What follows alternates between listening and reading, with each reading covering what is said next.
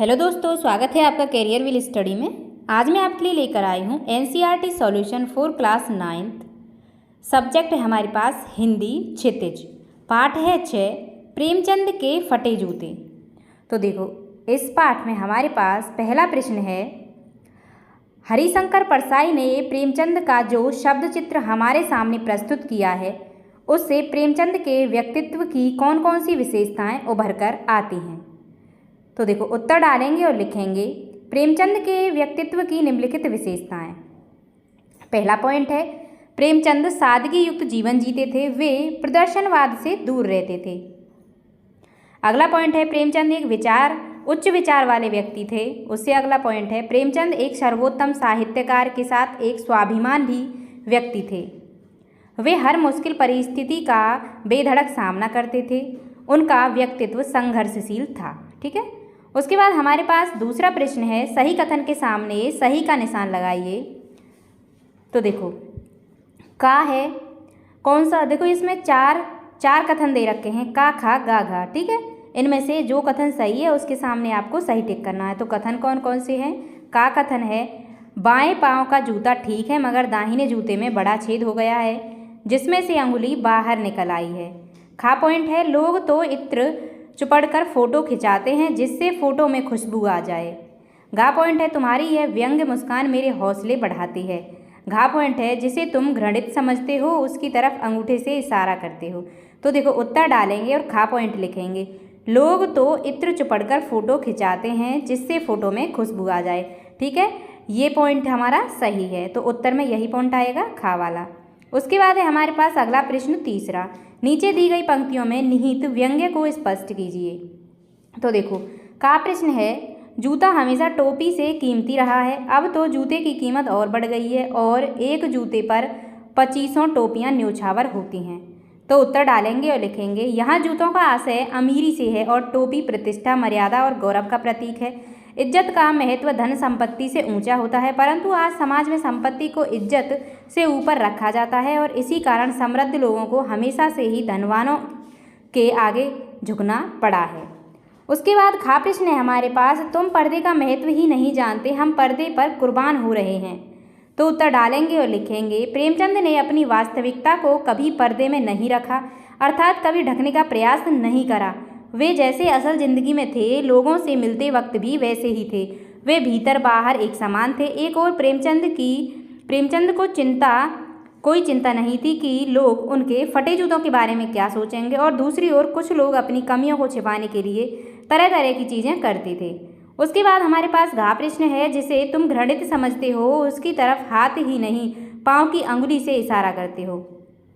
तो उत्तर डालेंगे और लिखेंगे, प्रेमचंद सामाजिक कुरीतियों व बुराइयों से दूर रहते हैं और उन्होंने हमेशा से ही इन्हें द्वेष के रूप में देखा है। वे गलत चीज़ को हाथ से नहीं अपितु पाँव की अंगुली से संबोधित करना उचित समझते हैं।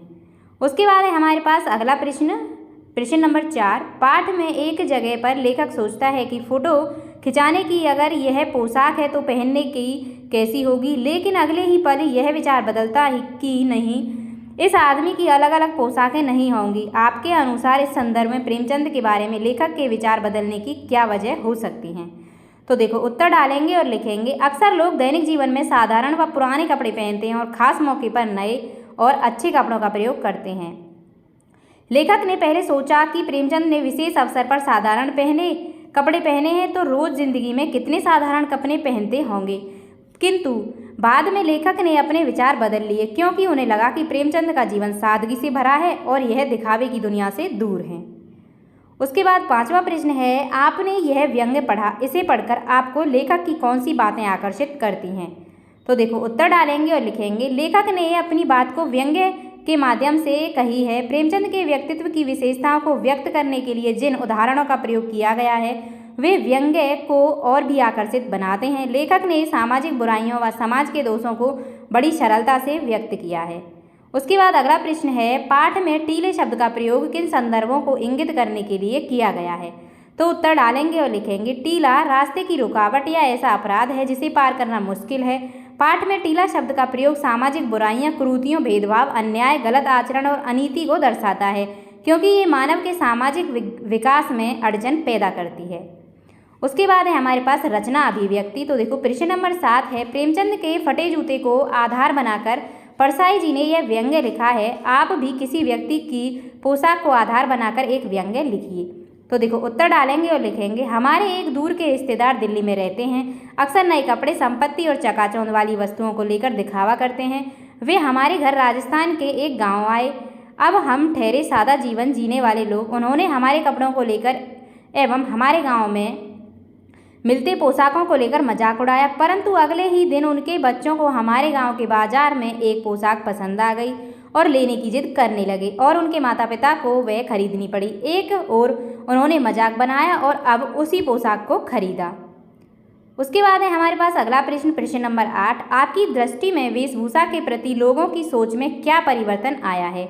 तो उत्तर डालेंगे और लिखेंगे, आज की दुनिया दिखावे के प्रति ज़्यादा जागरूक है।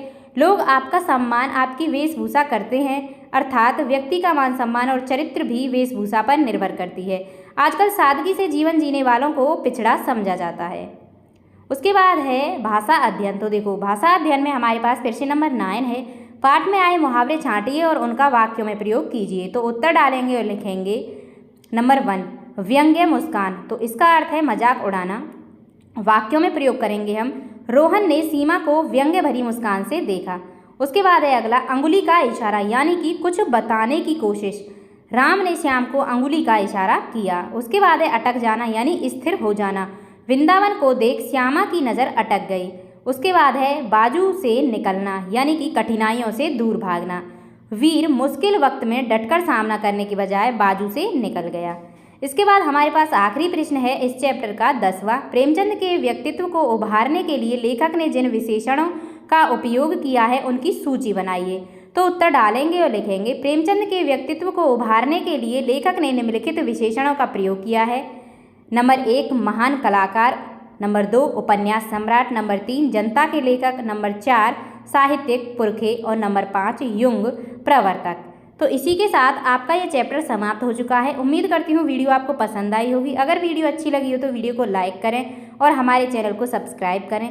मिलते हैं नेक्स्ट वीडियो में न्यू चैप्टर के साथ। धन्यवाद।